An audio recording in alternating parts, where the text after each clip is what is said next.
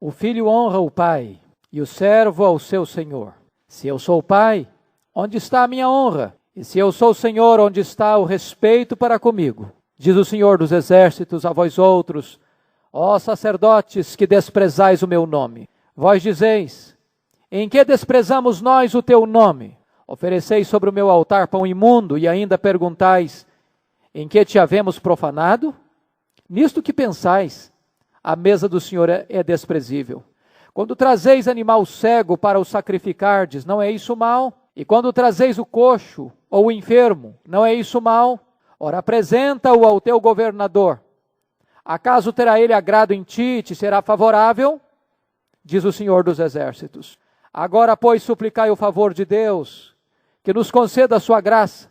Mas com tais ofertas nas vossas mãos, aceitará ele a vossa pessoa, diz o Senhor dos exércitos. Tomara houvesse entre vós quem feche as portas, para que não acendesseis debalde o fogo do meu altar.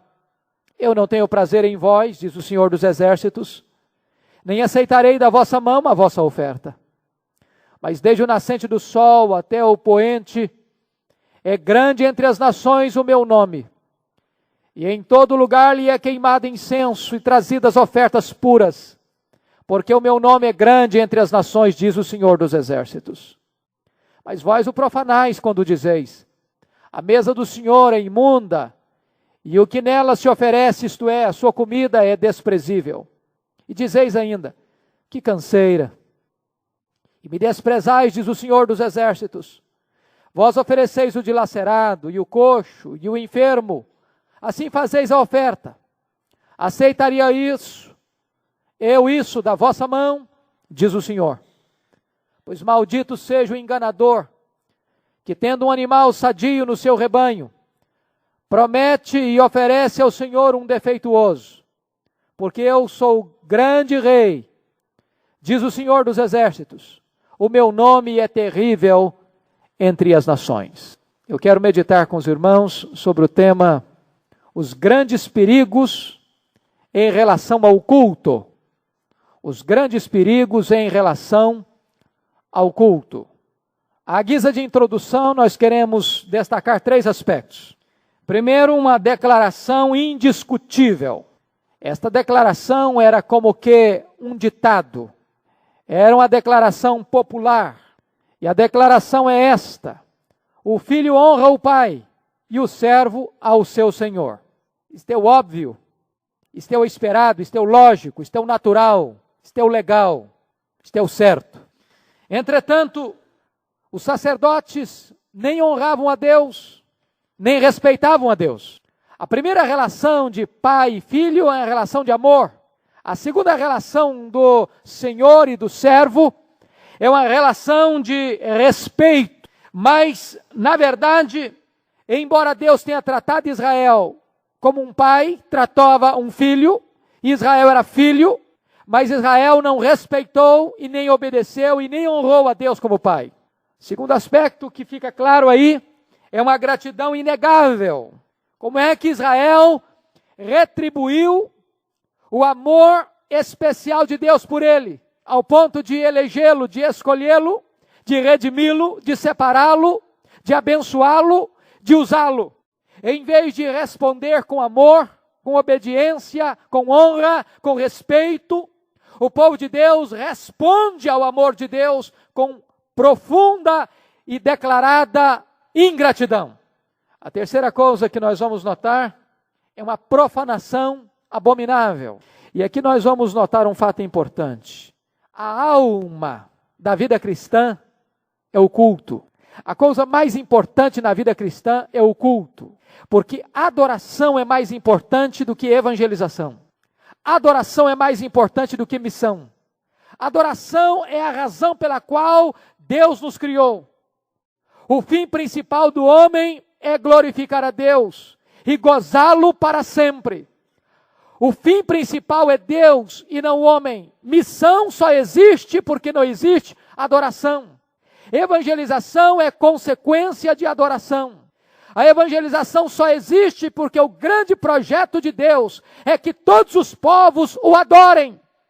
E o que é mais dramático, que aquilo que é mais essencial, aquilo que é mais importante foi profanado, o culto ao Deus vivo. O relacionamento com Deus foi quebrado. E desta maneira, irmãos, o culto foi deturpado. E eu queria então que nós olhássemos quais foram os fatores de deturpação deste culto divino, registrados aqui no texto lido. Então eu chamo a sua atenção para as lições que vamos destacar. A primeira delas, o perigo de uma liderança decadente. Os versos 6 e 7 claramente apontam para isso. O perigo de se fazer a obra de Deus sem andar com Deus. Não há maior risco do que este, de nós termos uma liderança, de nós sermos uma liderança que está engajada na obra, que está envolvida na obra, que está fazendo a obra, mas ao mesmo tempo não está andando com Deus.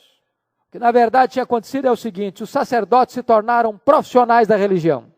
Eles sacrificavam, eles oravam, eles ensinavam, eles faziam uma obra, mas a vida deles estava divorciada da teologia deles e do ensino deles.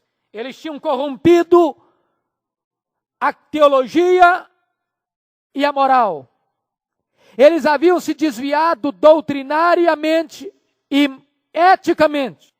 Desta forma, queridos irmãos, quando a teologia está para um lado e a ética está para outro lado, há um abismo, há uma incoerência, há uma inconsistência. Eles chamavam Deus de Pai, mas não honravam como Pai. Eles diziam que Deus era Senhor, mas não respeitavam a Deus. Eles se diziam sacerdotes, mas a lei de Deus mandava uma coisa, eles faziam outra coisa. E desta maneira, a apostasia se estabeleceu no meio do povo de Deus. Preste atenção nisso. A apostasia, sempre que chega numa igreja, chega, via de regra, por meio da sua liderança pensante. Leiam historicamente, vocês vão ver que as grandes heresias surgiram nas cabeças pensantes, nos seminários, dos seminários desceram para os púlpitos e dos púlpitos destruíram os bancos. Daí nós estarmos sempre necessariamente atentos, e precisamos estar atentos sobre a questão da docência, sobre a questão do ensino da palavra de Deus. Porque quando se prega um ensinamento falso, a partir dessa liderança, esse ensinamento pode deturpar e destruir a vida do povo. O que estava acontecendo com os sacerdotes? Eles estavam oferecendo no altar de Deus pão imundo. Eles estavam oferecendo no altar de Deus animais cegos, coxos, aleijados, doentes, dilacerados, defeituosos. E quando você vai para a lei de Deus diz que um animal doente, coxo, cego, aleijado, deficiente, não podia ser oferecido para Deus. Porque aquele sacrifício daqueles animais tinham que ser animais perfeitos, porque tipificavam o Cordeiro Imaculado de Deus, Jesus Cristo. E desta maneira, meus irmãos, o que estava acontecendo? A geração antiga, você pode ler no capítulo 2, verso 5, que o Levi, o pai dos levitas, da família sacerdotal, tinha andado com Deus em novidade de vida. Tinha levado Deus a sério, tinha ensinado de maneira séria, tinha conduzido o povo pelas veredas da obediência. Mas esta geração agora que se levanta, se corrompe, se desvia, se afasta, apostata. E o que você está notando é o seguinte, que a própria liderança não conhece a Deus na intimidade, e por isso o povo também se desvia. O profeta Isaías já havia denunciado isso no seu livro, quando diz assim: o boi conhece o seu possuidor e o jumento o dono da sua manjedoura, mas Israel não tem conhecimento, o meu povo não entende. É triste isso, irmãos. Nós temos que entender uma coisa aqui extremamente importante. Uma coisa é conhecer a respeito de Deus, outra coisa bem diferente é conhecer a Deus. É possível uma pessoa ter muita informação na mente e não ter nenhum conhecimento de Deus, de uma forma pessoal, experimental. É isso que estava acontecendo. Se você notar, o que está havendo aqui é que a liderança está se afastando de Deus. E quando você olha para a igreja evangélica brasileira hoje, você nota também esses mesmos sintomas. De desvio da verdade, de apostasia da verdade, de afastamento dos ensinos fiéis das Escrituras. seja através de um liberalismo, seja através do sincretismo, seja através de uma ortodoxia morta. Segundo ponto, o perigo da liderança ser uma maldição em vez de uma bênção. Irmãos, este é um ponto marcante na Bíblia. Uma liderança nunca é neutra, ou ele é uma bênção ou ele é uma maldição. Não é possível ser neutro na liderança. Tal líder, tal povo. Sempre que a liderança foi um exemplo positivo, Israel andou com Deus. Lembre-se disso. Levantava-se um rei piedoso, levantava-se um profeta a exortar o povo seguia esse caminho. Mas ao mesmo tempo que se levantava um rei ímpio, perverso, mau, apóstata, idólatra, o povo seguia por aquele caminho. Sempre que se levantava um profeta de Deus, chamando o povo ao arrependimento, via de regra, o povo se voltava para Deus. Mas muitas vezes em Israel, profetas falsos, sacerdotes falsos, vendiam o seu ministério, vendiam sua consciência, e o povo se desviava de Deus. A liderança é como um espelho. O povo reflete a liderança. O espelho é mudo, mas ele revela. Ele não fala aos ouvidos, mas ele fala aos olhos. O espelho precisa ser limpo, porque senão as pessoas não enxergam a imagem, fica embaçada. O espelho precisa ser plano, porque senão a imagem fica distorcida. E o espelho precisa de luz, porque senão ninguém consegue enxergar. É preciso que a liderança seja esse espelho para que o povo possa ver modelo, paradigma para seguir. De tal maneira que a vida do líder é a vida da sua liderança. Por que que Israel estava se afastando? Porque o sacerdote que tinha que ensinar o povo a lei de Deus, estava corrompendo a lei, estava distorcendo a lei, estava desobedecendo a lei, e estava praticando o mal, e desta maneira o povo se desviou de Deus. John Shaw disse que se a vida do líder é a vida da sua liderança, os pecados do líder são os mestres do pecado. Quando um líder peca, ele se torna uma maldição para o seu povo. Porque na verdade o povo que olhava para ele, que mirava para ele, que tinha nele um modelo, tantas vezes vai copiá-lo, seja nas virtudes, seja nos seus erros. E desta maneira então este líder, em vez de bênção, é maldição. E Deus chega a dizer no versículo 14, pois maldito seja o enganador, que tendo um animal sadio no seu rebanho, promete, oferece ao Senhor um defeituoso. O que estava acontecendo é que os sacerdotes haviam se corrompido. E Deus dizendo, vocês são malditos, não abençoados. Lá no capítulo 2 nós vamos examinar que quando eles davam uma bênção para o povo, Deus dizia, eu vou converter a bênção de vocês em maldição, porque vocês não estão se propondo em honrar o meu nome, de tal maneira que a liderança ou é bênção, ou é maldição. Preste atenção nisso. Deus está muito mais interessado em quem você é, do que no que você faz. Preste atenção nisso. Deus não quer ativismo. Deus quer vida. Não é que Deus quer vida sem trabalho. Deus não quer trabalho sem vida. Não há nenhuma virtude no trabalho se esse trabalho não é respaldado por vida. Se não há exemplo, se não há vida no altar, não há trabalho, oferta no altar. Vida é mais importante do que trabalho. Piedade é mais importante do que atividade. Vamos ao segundo ponto, queridos. Segundo ponto. O perigo da racionalização. Versículos 6 e 7 ainda. O perigo de se praticar o mal sem percebê-lo. Você nota que o profeta Malaquias denuncia o pecado, como que num tribunal. Nós examinamos isso quarta-feira passada. Esse livro é como que Deus levando o seu povo a um tribunal. Deus faz uma acusação. O povo se defende. E Deus então dá a sentença. E qual era a declaração de Deus? A declaração de Deus era esta: o filho honra o pai, e o servo ao seu senhor. E Deus disse, eu sou o pai, onde está a minha honra? Se eu sou o Senhor, onde está o respeito para comigo? Ou seja, o povo estava desonrando a Deus, o povo estava desrespeitando a Deus, e o povo não se apercebia disso. Esse é um estado avançado, irmãos, de afastamento de Deus. É quando o povo de Deus, além de pecar contra Deus, nem percebe que está entristecendo a Deus. Apesar de pecar contra Deus, não nota isso. Não sente nenhum drama, não sente nenhuma culpa. Quando se anestesia a consciência, quando se amortece a alma. Segundo aspecto, o perigo de não se aceitar a repreensão divina. Eles tinham os olhos fechados e o coração endurecido. E eles retrucaram da seguinte maneira: em que desprezamos nós o teu nome? Eles disseram: em que te havemos profanado? Ou seja, não apenas eles pecam e não têm consciência que pecam, mas quando repreendidos, não aceitam a repreensão.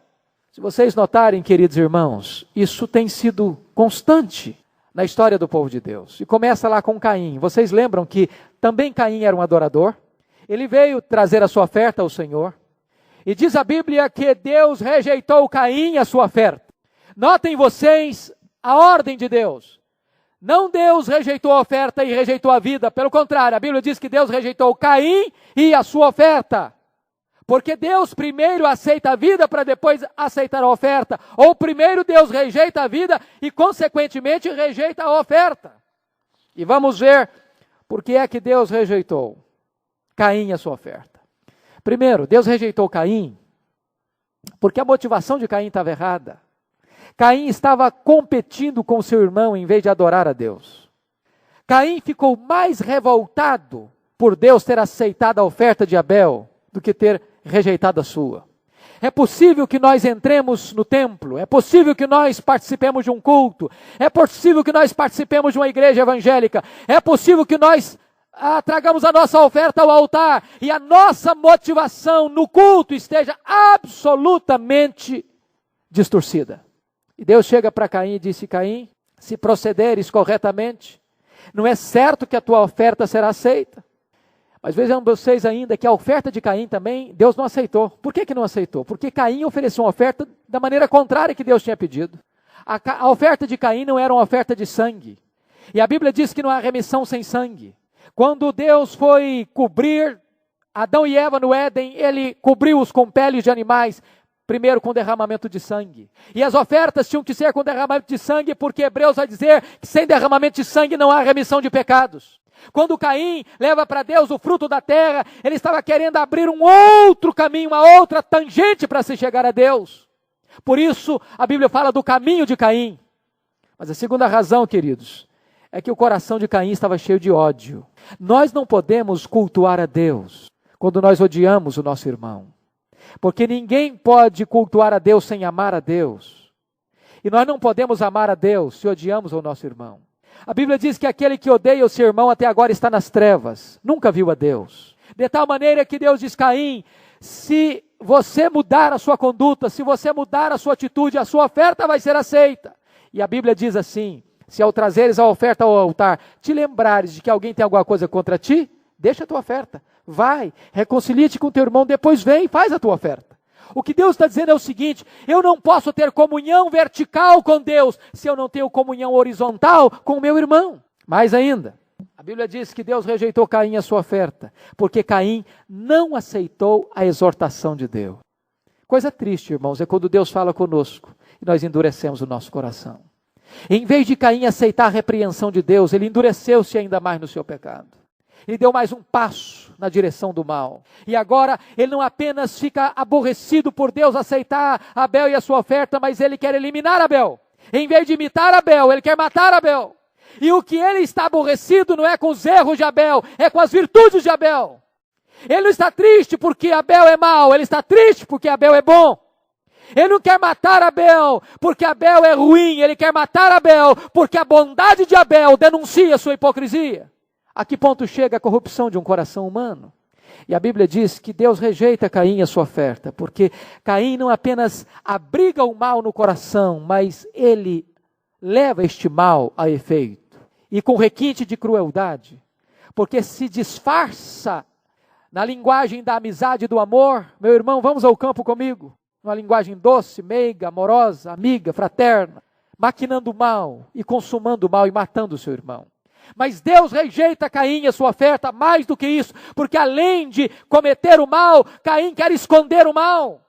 Quantas vezes, queridos irmãos, nós temos essa tolice de pensar que Deus não nos vê, que Deus não sabe o que está acontecendo conosco, e nós somos capazes de participar do culto, de oferecer a nossa oferta para Deus, achando que nós também vamos enganar a Deus. E Deus aborda Caim e diz: Caim, onde está o teu irmão Abel?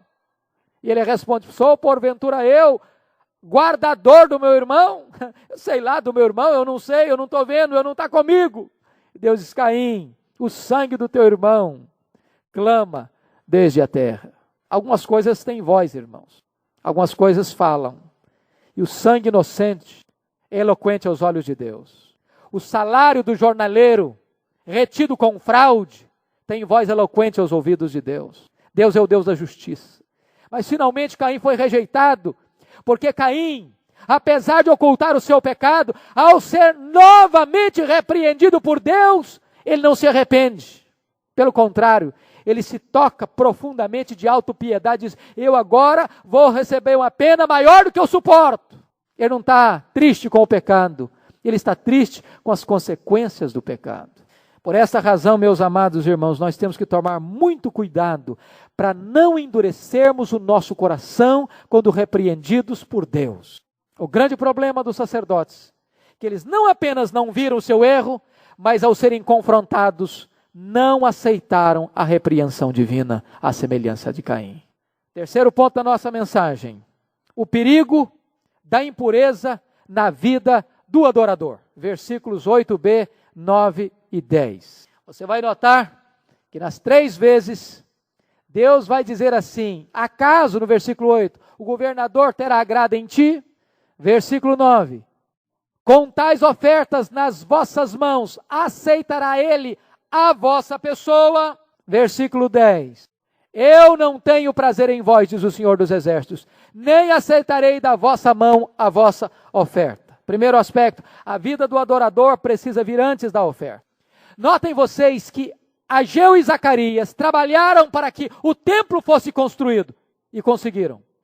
Mas é mais fácil construir um templo do que edificar uma vida. É mais fácil trabalhar com tijolo e pedra do que trabalhar com gente.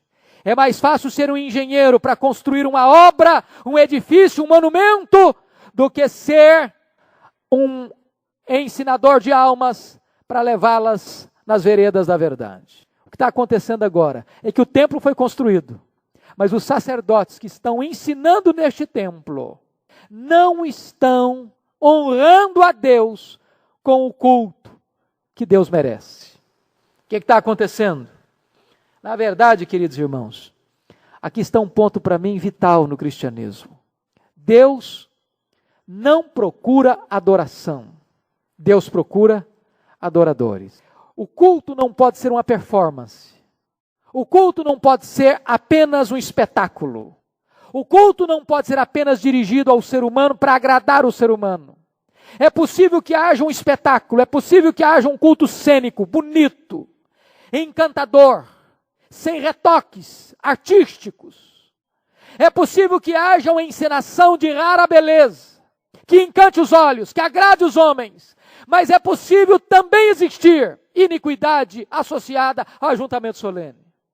É possível que este culto não passe de apenas uma peça teatral de homem para homem, e Deus não esteja sendo glorificado com este culto. É exatamente o que está acontecendo aqui.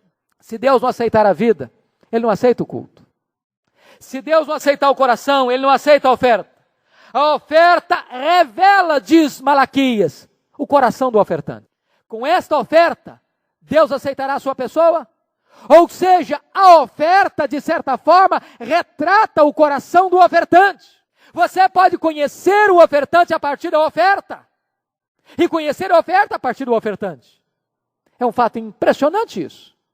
É como que um raio-x. Deus diz: eu não tenho prazer em vós, diz o Senhor dos Exércitos, nem aceitarei da vossa mão a vossa oferta. Segundo aspecto, irmãos, o culto precisa ser em espírito e em verdade. Esta frase para mim é forte. Ouça-na. Ouça essa frase. O culto é bíblico ou é anátema? O culto é bíblico ou é anátema? Esse é um ponto importantíssimo, irmãos. O culto precisa ser regido por princípios bíblicos. Nenhum de nós tem liberdade de fazer o culto ao nosso gosto, ao nosso bel prazer, do nosso jeito, conforme nós gostamos ou queremos. Deus estabeleceu normas. E Jesus disse claramente essa norma para a mulher samaritana. Quando ela perguntou: é neste monte ou naquele que vamos adorar? E Jesus respondeu para ela: nem neste nem naquele, mulher. Porque Deus é espírito. E importa que os adoradores de Deus o adorem em espírito e em verdade. O que significa isso? Em verdade significa que o culto precisa ser verdadeiro, de acordo com as Escrituras. Por que o culto aqui dos sacerdotes não estava sendo aceito? Tinha culto, a igreja era aberta, o fogo era aceso no altar, o sacrifício era colocado, havia orações. Por que está acontecendo? Por que esse culto está sendo rejeitado? Porque este culto, embora esteja acontecendo, não está acontecendo do jeito que Deus mandou que ele pudesse acontecer. A oferta não era a que Deus mandou que fosse dada. Não adianta nós mudarmos a palavra de Deus. Deus só aceita aquilo que é verdadeiro. E o que é culto em espírito? Com toda a nossa vida, com toda a nossa alma, com todo o nosso coração, com todo o nosso ser. Um culto pode ser verdadeiro e não ser em espírito. Eu vou explicar. Você pode fazer tudo direitinho como a Bíblia manda, e o seu coração não está aí. Você pode ter um culto reverente, um culto vivo, no sentido de um culto animado, mas o seu coração, a sua alma, não está ligada a este culto. Então ele é em verdade, mas não é em espírito. É preciso que todo o seu ser esteja neste culto de adoração ao seu Deus. Deus não aceita fogo estranho. Lembram lá quando aqueles 3 homens, Nadab e Abiú, estiveram apresentando a Deus um culto? Natã e Abirão.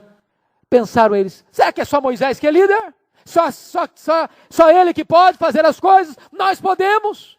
Vamos também oferecer a Deus. E trouxeram um fogo estranho perante o Senhor e foram destruídos. Por quê? Porque Deus aceita o culto de acordo com aquilo que Ele mesmo estabelece em sua palavra. Outra coisa que eu gostaria de enfatizar, o 4º ponto. O perigo de se oferecer para Deus o resto e não as primícias. Versículos 8, 9, 13 e 14. E o que significa isso? Deus não aceita nada menos que o melhor. Primeiro ponto. Deus não aceita nada menos que o melhor. Vamos ver a descrição dos animais que eles estão trazendo aqui. Versículo 8. Animal cego, animal coxo, animal enfermo. Olha lá o versículo 13. Animal dilacerado, animal coxo, animal enfermo. Veja lá o versículo 14. Animal defeituoso. O que estão trazendo para Deus? O resto, a sobra, o que não presta, o que não vale mais nada. A palavra dilacerado aí, é uma palavra interessante. Na língua hebraica significa aquele animal que foi atacado por uma fera no campo, que já está todo estraçalhado. Nós diríamos hoje, numa linguagem não muito coloquial, a carniça. Era isso que estavam trazendo para Deus. Aquilo que já estava lá, prestes a apodrecer, que não podia ser mais utilizado. Vamos aproveitar e apresentar para Deus. Este é um fato de degradação total do culto divino. Eles pensavam assim, para Deus, qualquer coisa serve. O verso 9 nos informa que para Deus, só o melhor. Agora, pois, suplicai o favor de Deus, que nos conceda a sua graça, mas com tais ofertas nas vossas mãos, aceitará Ele a vossa pessoa. Ou seja, se nós não oferecermos para Deus o melhor, Ele não vai aceitar o nosso culto. Segunda coisa, Deus não pode ser enganado pelos adoradores. O verso 14 claramente diz isso. Maldito seja o enganador, que tendo um animal sadio no seu rebanho, promete e oferece ao Senhor um defeituoso. Sabe o que Deus está fazendo aqui?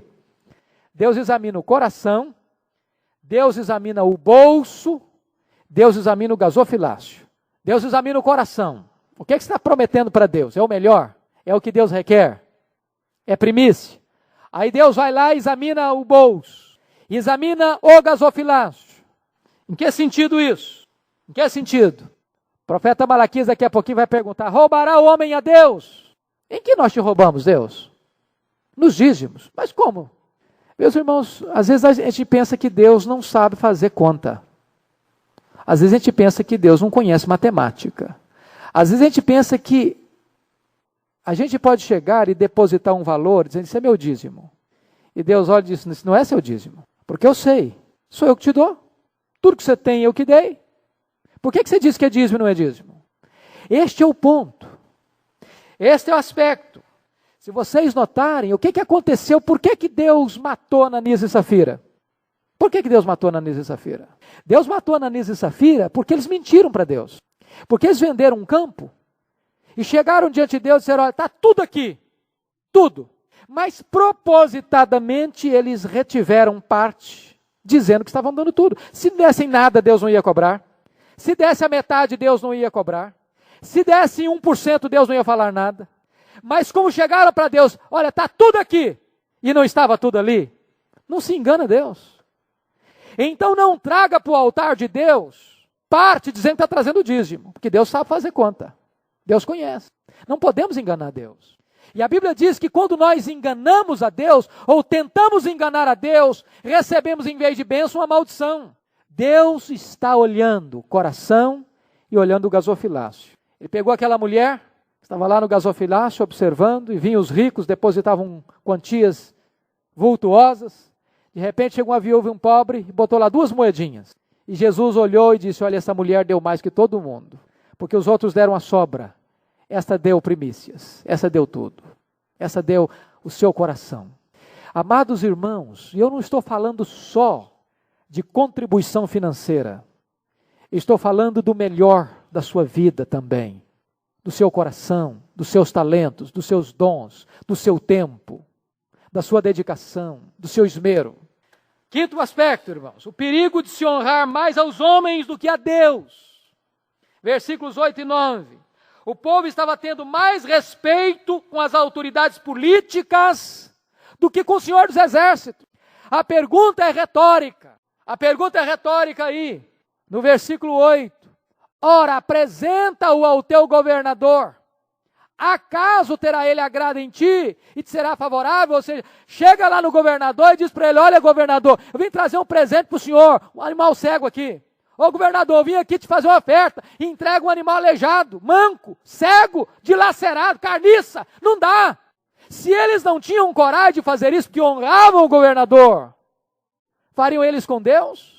Agora vamos aplicar isso para hoje. Quantas vezes, meus irmãos, nós respeitamos mais uma autoridade política do que a Deus? Quantas vezes nós medimos mais as nossas palavras, os nossos gestos, as nossas atitudes e até a nossa maneira de nos vestirmos diante de um governador que diante de Deus? Quantas vezes temos muito mais zelo para aparecermos numa audiência com o governador, ou com o prefeito, ou com o vereador, ou com o juiz, do que vir à casa de Deus? Esta é uma questão que o Senhor levanta aqui. Vocês estão honrando mais a autoridade política do que o próprio Deus.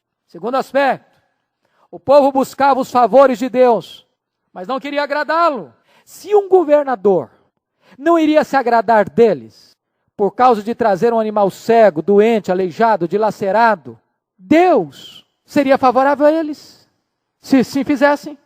Se um governador não pode agradar, nem ser favorável com a afronta de um presente impróprio, quanto mais o Senhor Deus dos Exércitos. Esta era a dramática mensagem de Malaquias aos sacerdotes e ao povo da sua época. 6ª mensagem, o perigo de se oferecer a Deus um culto inútil. Versículo 10, olha aí por favor. Tomara houvesse entre vós quem feche as portas, para que não acendesseis debalde o fogo do meu altar. Eu não tenho prazer em vós, diz o Senhor dos Exércitos, nem aceitarei da vossa mão a vossa oferta. Deus prefere a igreja fechada do que um culto hipócrita. Olha que frase forte. Não é minha, é do profeta Malaquias aqui, eu só estou botando em outras palavras. Deus prefere a igreja fechada do que um culto hipócrita. É inútil acender o fogo do altar se nele vamos oferecer uma oferta imunda. Deus não requereu nem de você nem de mim apenas nós pisarmos nos seus átrios, nós estarmos na sua casa, porque Deus quer a verdade no íntimo. 2ª coisa, quando Deus não tem prazer no ofertante, ele também não aceita a oferta. Deus rejeitou Caim a sua oferta. Na época de Isaías, Deus disse assim no capítulo 1, verso 13. Não continueis a trazer ofertas vãs, pois o incenso é para mim abominação.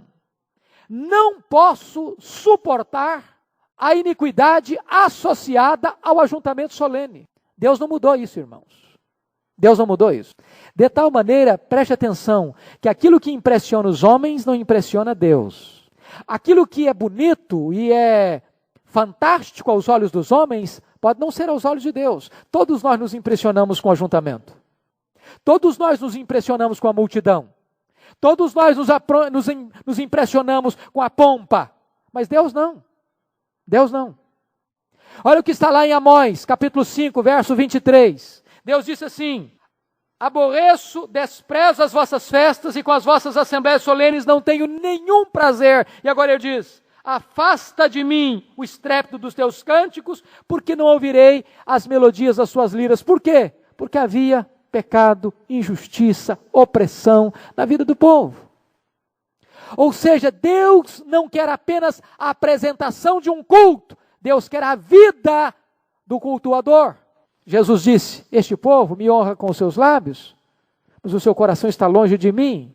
E Paulo diz que Deus quer uma oferta de um sacrifício vivo, santo e agradável a Deus, que é o nosso culto racional. Penúltimo lugar, sétimo e penúltimo lugar, o perigo de se enfadar do culto divino. Perigo de se enfadar do culto divino. Veja o verso 13. E dizeis ainda: que canseira, e me desprezais, diz o Senhor dos Exércitos. Quando desprezamos o culto divino, sentimos canseira e não alegria na igreja. Preste atenção nisso. Toda vez que uma pessoa estiver vivendo em pecado, em desobediência, o culto para ele ou para ela vai ser uma canseira. Vai ser um enfado. Não vai ser um deleite. Não vai ser um prazer. A mensagem vai cansar. O louvor vai ser enfadonho.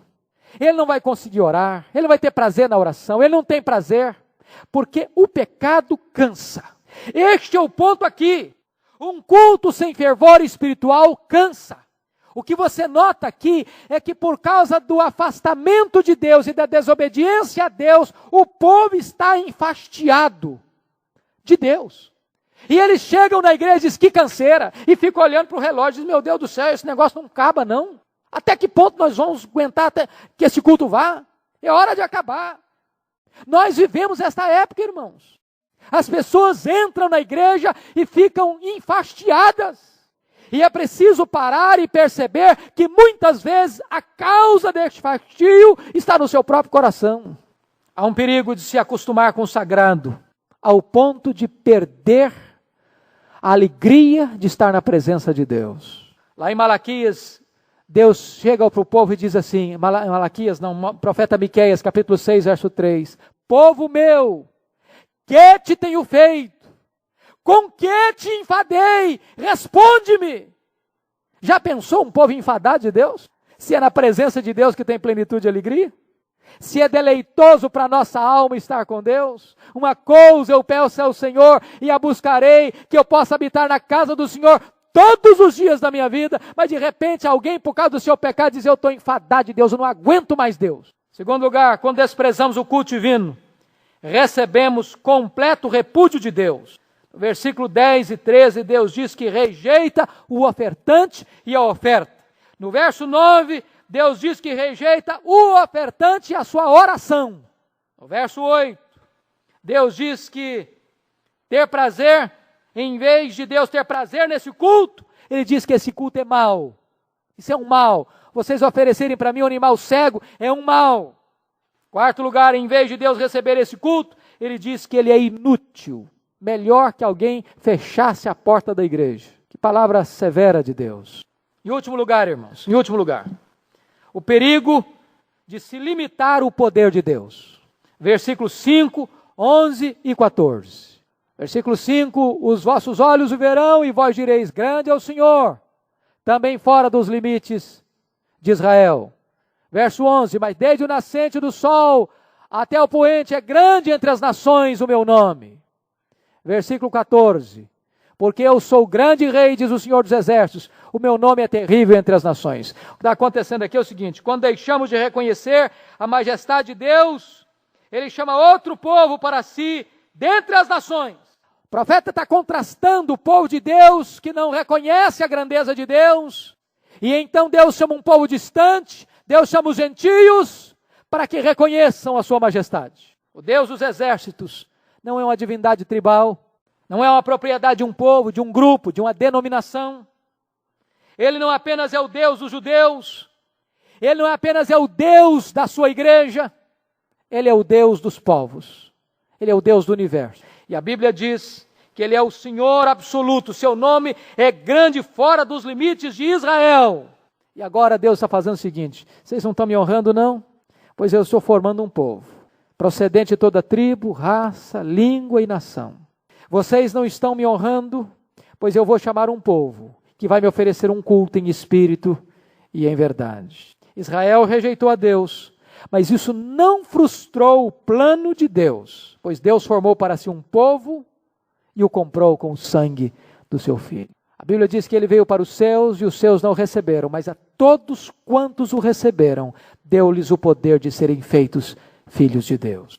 Louvado seja o Senhor, porque nós somos esse povo. Mas, irmãos, em segundo lugar, quando deixamos de cumprir os propósitos de Deus, Ele levanta outros para ocupar o nosso lugar. Preste atenção nisso. Ninguém é insubstituível para Deus. Se nós nos privarmos de fazer a obra de Deus, nós é que vamos perder o privilégio. Porque se nós nos privarmos de fazer a obra de Deus, Deus vai levantar outro para fazer. Se nós nos encolhermos, ou formos relaxados, ou relapsos, ou omissos, Deus levanta outro. Ele é Deus. O que aconteceu? Este povo não honrou a Deus, este povo não cumpriu o propósito de Deus, Deus chamou um povo para si. Nesse sentido, queridos, preste atenção nisso. Deus não precisa de nós. Antes de criar os céus e a terra, Deus era Deus. Perfeito, completo em si mesmo. Nós é que precisamos de Deus. Vou lhe dizer outra coisa. Deus não precisa do nosso culto, porque Deus não pode ser melhor com o nosso culto. Nem Deus pode ficar pior sem o nosso culto. Nós é que precisamos de cultuar a Deus. Prestemos atenção nisso, queridos irmãos. Deus é perfeito em si mesmo. Deus sem nós é Deus. Nós sem Deus somos nada. Por isso, querido irmão e irmã, aproveite o tempo da sua oportunidade. Deus constituiu você sacerdote. Você foi feito sacerdócio real. Você tem livre acesso à presença de Deus. Ofereça a Deus um culto digno de Deus. Um culto em espírito e em verdade. Traga para Deus primícias. Traga para Deus o melhor que você tem. Porque Deus é Pai. Porque Deus é Senhor. E Ele merece ser honrado e Ele merece ser obedecido. E eu quero terminar concluindo com duas aplicações práticas. Primeiro, por que Deus espera ser honrado por nós? Primeiro, Deus espera ser honrado por nós por sua grandeza. Por sua grandeza. Se o povo devia temer e insultar o governador da província de Israel, muito mais o povo deveria temer o rei Artaxerxes, o rei da Pérsia. Mas se o povo temia o governador e o rei Artaxerxes, não deveria muito mais o povo temer o Senhor dos Exércitos, diante de quem as nações são como um pingo que cai de um balde? Preste atenção nisso. Nós às vezes respeitamos mais o presidente da República do que a Deus.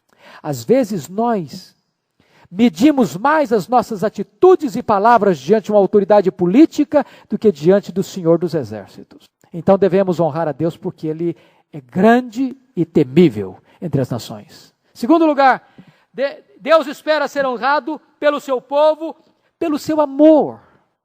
Deus usa 3 linguagens familiares aqui nesse texto. Deus requer ser temido como Senhor, honrado como Pai e amado como marido.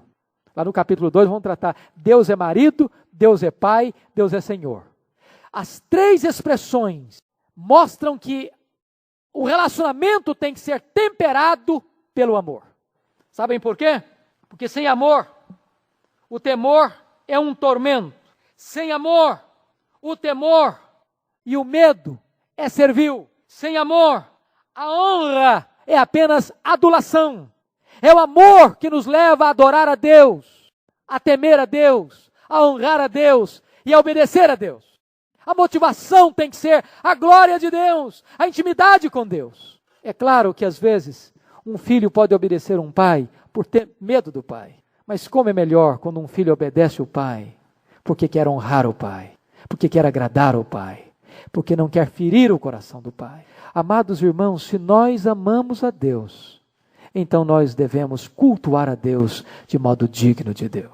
Para mim, este é um dos oráculos divinos mais solenes. E eu sei que não foi fácil para você ouvir e nem foi fácil para mim pregar esse texto.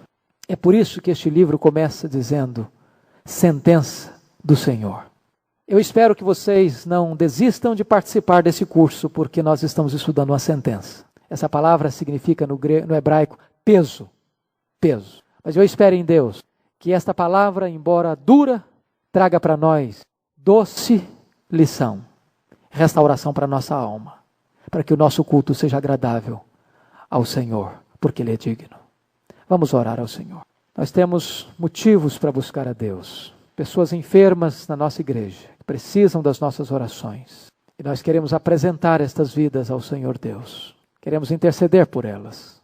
Se você deseja que oremos em seu favor, em favor da sua família, eu queria convidar você para vir aqui à frente, por gentileza. Nós vamos orar juntos. Ó Deus bendito, Deus de toda graça, acabamos de estudar, Senhor, esta porção da Tua palavra. Uma mensagem tão dura, tão grave, tão solene, para o povo de Israel, povo que vira tantos milagres, tantos prodígios, tantas bênçãos, tantos sinais da Tua providência, do Teu livramento, do Teu socorro, da Tua salvação. Durante tantas vezes, Tu exortaste, Tu falaste, Tu corrigiste, Tu restauraste aquela nação. Tantas vezes ela se rebelou, se afastou e endureceu o seu coração. Agora, através de Malaquias, Tu estás trazendo a última palavra profética àquela nação. E em seguida, 400 anos de silêncio. Meu Deus, nesses anos, quantas guerras, quanto sangue derramado, quantas opressões, quantas lágrimas, quanto sofrimento aquele povo teve. Meu Deus, dá-nos coração para perceber, ouvidos para ouvir a Tua lei. Tem misericórdia de nós, Senhor, como igreja Tua. Dá-nos um coração quebrantado, para que ao ouvirmos a Tua voz, não endureçamos a nossa cerviz. Tem misericórdia de nós e restaura a nossa sorte, restaura a nossa alma, restaura a Tua igreja. Deus, em nome de Jesus, restaura a igreja evangélica deste país. Que haja uma volta à Tua palavra, que haja uma volta às Escrituras. Tem misericórdia dos pastores evangélicos deste país. Que eles se arrependam, que eles se voltem para Ti. Que eles sejam sacerdotes que tragam o melhor para o Teu altar. Tem misericórdia, Deus, da Tua igreja. Nós apresentamos agora as famílias do Teu povo. Tu conheces cada família aqui. Tu conheces aqueles que não puderam vir aqui. Tu sabes as necessidades de cada um, Senhor. Tu sabes as dores, as lágrimas, as angústias, os temores, as carências. Deus, socorre a Tua igreja. Por amor do Teu nome, Deus, cura os enfermos. Tu conheces cada um deles, Senhor. Tu és o Jeová Rafá, o Deus que cura, o Deus que intervém. Para quem não há impossíveis, para quem não tem causa perdida. O Deus que opera maravilhas ainda hoje. Porque Tu és Deus, grande e temível entre as nações. Deus, socorre aquele que está aflito. Levanta aquele que está deprimido. Põe de pé aquele que está prostrado, Senhor, por amor do Teu nome. Enxuga as lágrimas daquele que está chorando. Ó Deus, liberta aquele que está oprimido. Deus amado, restaura aquele que está desviado, Senhor. Traz de volta aqueles que se afastaram do Teu aprisco. Ó Deus, salva aqueles que estão indo a passos largos para a perdição. Tem misericórdia, Deus. Deus Santo, visita aqueles que estão passando por agruras financeiras, desempregados, com problemas sérios nesta área, Senhor, precisando de provisão para a família. Tem misericórdia, Deus, abre uma porta. Tu és o dono do ouro e da prata. Mas nós oramos, Deus, para que nesta noite, cada um de nós possa acertar a vida contigo, nesta área da fidelidade. Deus, como nós poderíamos prosperar enganando a Ti? Tu és o Deus que vê, Tu és o Deus que sonda, Tu és o Deus que conhece. Destrói as barreiras da nossa incredulidade. Às vezes nós temos dificuldade de crer que Tu és fiel. Meu Deus, ajuda o Teu povo a ser fiel, porque não há bênção longe da fidelidade. Ajuda o Teu povo a confiar que Tu és o provedor, que jamais Tu desamparas aqueles que esperam em Ti. Deus Santo, fortaleça a Tua igreja, console a Tua igreja, anima o Teu povo, põe o Teu povo, ó Deus, de pé para fazer a Tua obra na força do Teu poder, para o louvor da tua glória. Visita as nossas famílias, os nossos filhos, o nosso cônjuge. Derrama a tua graça sobre o lar, para que haja vida abundante na família, para o louvor da tua glória, em nome de Jesus. Aleluia. Amém. Amém.